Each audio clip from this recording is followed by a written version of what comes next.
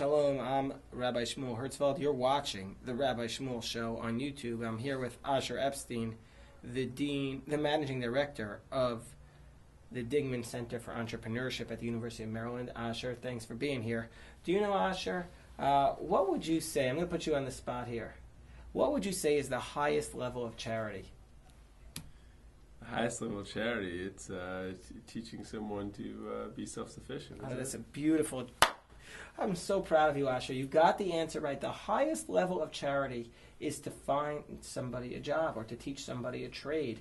So really, at the Dingman Center, you're engaged in the highest level of charity, because if you teach people the skills to start their own businesses, there's no greater charity you could be doing.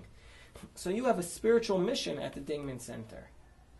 Thank you, Rabbi. Yeah, I just wanted to make that point. So therefore, if somebody's not sure, because it could be very scary about whether or not to go into to start your own business or to become an entrepreneur, it could be very intimidating, very scary. What guidelines would you say to a person to tell them whether or not they should do it? Because, you could be in a nice, comfortable government job, doing some work for the rest of your life, counting off the days till you retire, no problem. Or you could start your own job and you could lose it all and give up your pension. The answer is really to go in it with your eyes open. It's very, very difficult to start a successful business, and there are a lot of resources out there, such as the Dingman Center, that can help you. So don't push the cart before the horse and take the plunge before you have a fully developed business plan. Don't try to create a new product before you've talked to people who have a lot of experience, because working with an experienced advisor can save you a heck of a lot of time and money, because there's many standard mistakes that entrepreneurs encounter that if you can avoid the first time around, you'll be much better off. So the answer is do your homework. Make sure you know what you're getting into before you take on a situation where the risk is disproportionately high. So if you're going to give advice to a person who's trying to start up the company, aside from do your homework and talk to people, what would be the first advice you'd give to a startup? And I would note that our cameraman today is engaged in a startup himself, so he can listen as well. This is for you, Matt. The first answer is to make sure you understand what problem you're solving. And we talk about problems as the difference between aspirin and vitamins.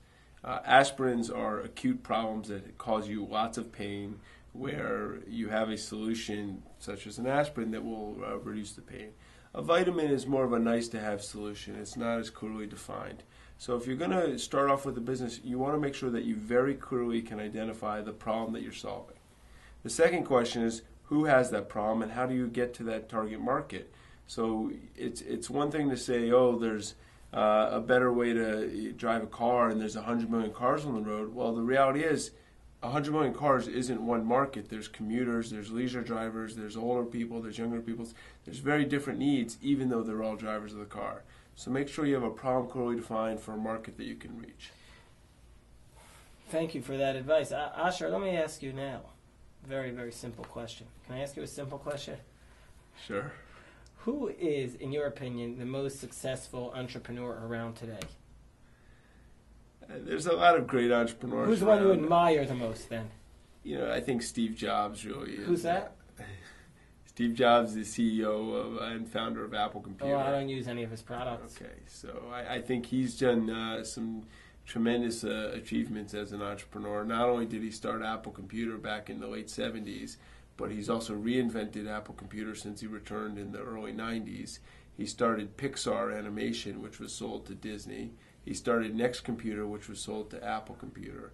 So he's had a number of successes, both on the corporate level, and then clearly, his success at Apple through all the product launches is really without parallel. Well, okay, so we've complimented Steve Jobs, and I'm sure he's watching, and he's welcome on the show as well. But I'm going for something else. Who do you think is the most successful entrepreneur in history? Moses? Moses, tell me. I agree with that. I really do with all my heart. Look what Moses did. He started this religion. He had to create a nation. He had to make a pitch to go to wander for 40 years, which is probably about the time it takes to build a successful startup and get into the promised land. He had the discipline, the willingness to change. He had the integrity. He had those three factors. and Christianity and Islam spawned from it. He had a startup. I mean, you think about it. Moses was incredibly an entrepreneur. He went into a situation where nobody thought it would work, and he said to Paro, "Let my people go."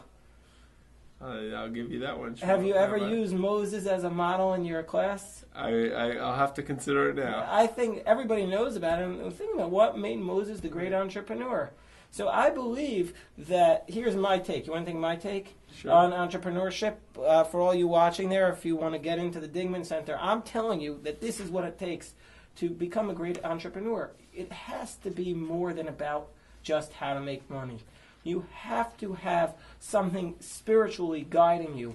And now we can define spiritually in different ways, but you have to have a passion for it that pushes you to believe that something better in the world will be created as a result of this. You must be motivated deeply and passionate about something that you think will change the world. What do you think about that? We talk about the importance of passion all the time.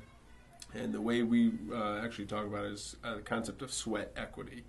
It's, the passion that you're getting and the effort that you're putting in through your sweat, blood, and tears to build a successful venture. And, those with passion, those with sweat equity have such an advantage over the other ones because they're working for a higher purpose, and it makes all the difference. And you have to find something that motivates you to get out of bed every morning and something that is going to take your time and your thoughts at night, because entrepreneurship is really a 24/7 activity. You can't just punch the clock at the end of the day. So the passion is essential. You need to be motivated. Now let me go to an even harder question. This is a little bit harder, okay? I will grant you that this is harder.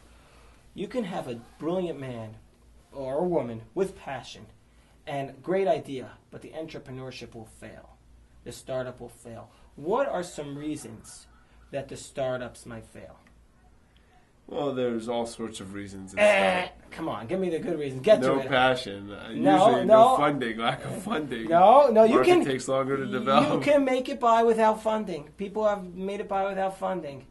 I think there are three things that take it. Tell me. Tell me. There are three things that cause something to fail. The Talmud says, "Hakina, hakavod, v'hataiva, moitzin es ha'adam min ha'olam." Jealousy, lust, and pursuit of honor take a person out of this world. If you're too jealous, you'll lose your focus. If you're just pursuing honor, you'll lose your focus. If you're too lustful, you'll lose your focus. And that will distract you and cause you to lose your focus on what you're really focused upon.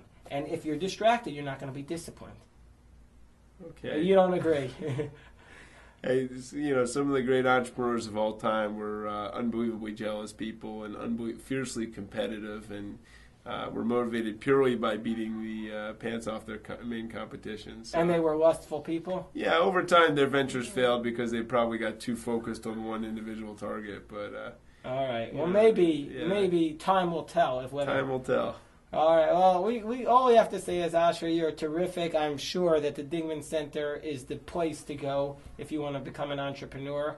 And if anybody's interested in entrepreneurship in the rabbinate, I think that is a great life. I mean, when we came to our synagogue was very, very small, and now it's grown tremendously. And I think there's nothing like a startup synagogue. It's a great feeling. I remember 5-6 years ago, I told you I thought you were an entrepreneur in the business of religion. So. The business of souls. Business of souls. I mean, you've built an amazing we've built together, Asher. We've community here, and that's all the entrepreneurial skills required for success have been demonstrated by you, and as leading the community here and building the community. So, Asher Epstein, thank you for joining us, and may you go from strength to strength. Thank you, Rabbi.